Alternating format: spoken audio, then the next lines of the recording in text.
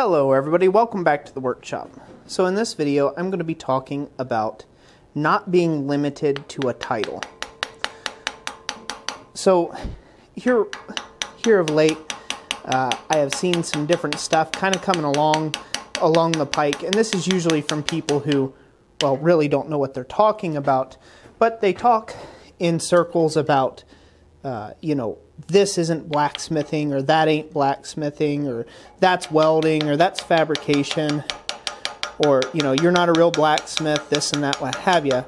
Now, I've done a video, a little Roy rant previous to this, some time ago, about ranting on whether you're a real blacksmith, are you a real blacksmith or not. If you haven't seen the video, I'll go ahead and leave a link to it up here in the top right corner of this video. But in this video, I wanted to take and speak very specifically to the things that a blacksmith does. Now, blacksmithing is a generic term. I think we can all really agree with that historically, and who knows, maybe we can't agree on that. But historically, blacksmiths have done all sorts of jobs. They were kind of the handyman, if you will, if it was just a blacksmith. That's a generic term because there's things like coopers. There's all sorts of different smiths, if you will. People who do copper. There's people who work with just black iron. There's whitesmiths, goldsmiths. There were all those sorts of things way back in the day. There was tons of specialty, right? And in the way, there still is a ton of specialties in blacksmithing. Hopefully I'm not speaking too loud, getting too close. Tell you what, you want to try something hard, engrave back towards yourself once. That's definitely difficult. Anyways, so there's still a lot of different specialties you can learn in blacksmithing. Now, what I'm doing here right now is I'm working on a Christmas present for my wife, and it requires some engraving. Now, engraving, there's specifically people who are called engravers. That's their specialty, okay? But I am a blacksmith. I am using the skills of an engraver in a project that I did forging on. And you'll see the front side here if you watch till the end of the video, or sometime here in a little bit. You'll see the full results. And so I'm doing just this little bit of engraving here. I use the skills of not only engraving, but I use the skills of chasing work, okay, on the front side. And then I also use some boss relief engraving on this as well. Not to mention some forging. So there's a whole menagerie of skill sets you can learn out there under this craft called blacksmithing. Okay, so don't get limited by limited-minded people telling you a certain project is not truly a blacksmith, or truly a forged project, or truly this or that, and giving you a bunch of truisms there. Because ultimately what it is those people are jealous of the fact that they do not possess the skills that you possess making whatever item it is that you are making. Now, can you take and weld some metal onto the end of a bar, whack it around with a ball-peen hammer for some texture, and then call that blacksmithing? No, it is not. It's not truly blacksmithing, but it could be a skill that is used to enhance a bit of forged ironwork, and that should be respected.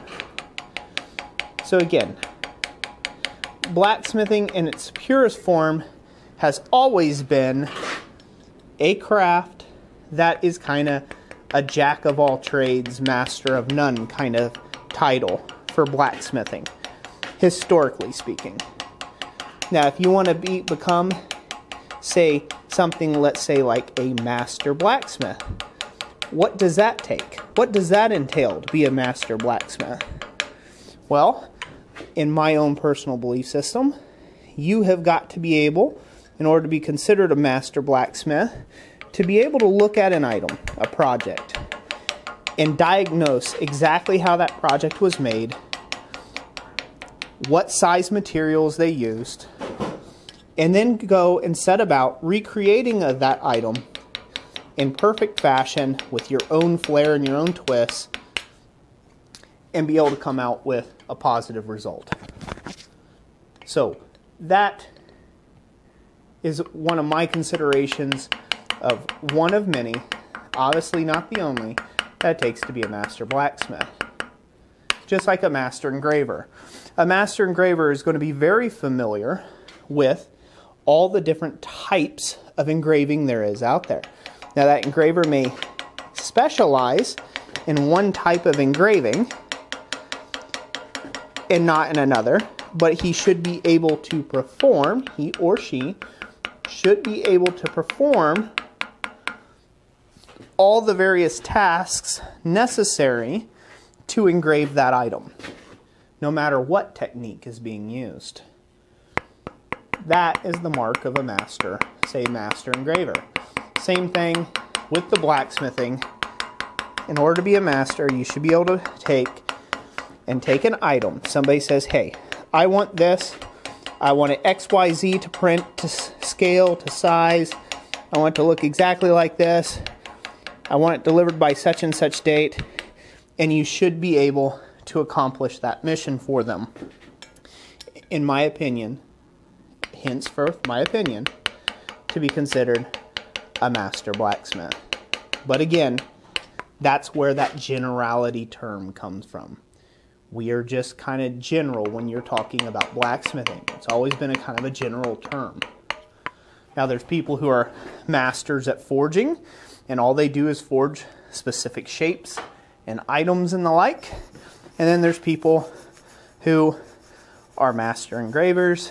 There's people who are master knife makers. There are people who are knife smiths, if you will. There are people who are master metalworkers, where all they do is work with, they master fabricators, where really that's all they do is do a ton of fabrication and things. And so, again, the term blacksmith is a very general term, but it is very helpful to you starting out to take and learn a bunch of different techniques so you can apply them to one single project to enrich somebody's lives. That's really what I hope you'll take from this video if you lasted this long. I didn't say yada yada and just slammed me in the comment section for my thought process here. But I really hope that you'll take that to heart. It is about the item that you complete, not how you go about getting it done. If I had to cut this piece out with a bandsaw, a hacksaw, a file, a plasma cutter, a pair of tin snips, doesn't really matter. What matters is how I've enriched somebody's life by making something beautiful for them, by enriching their life through my artwork and through my craft and time at the anvil and time at the different skills that are involved in this great craft called blacksmithing and all the other different crafts that can come or be spawned out of it. So that's it for today. Let me know what you think of this really soft Roy rant video, if you will. And just let me know down in the comment section down below. Would love to take and hear from you. Also, tell me what you think of the pendant. Hopefully Jessica will like it.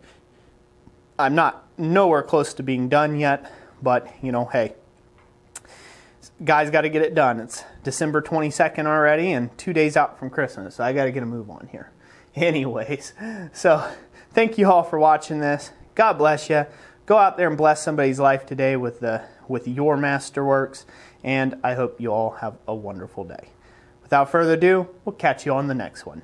Thanks for watching.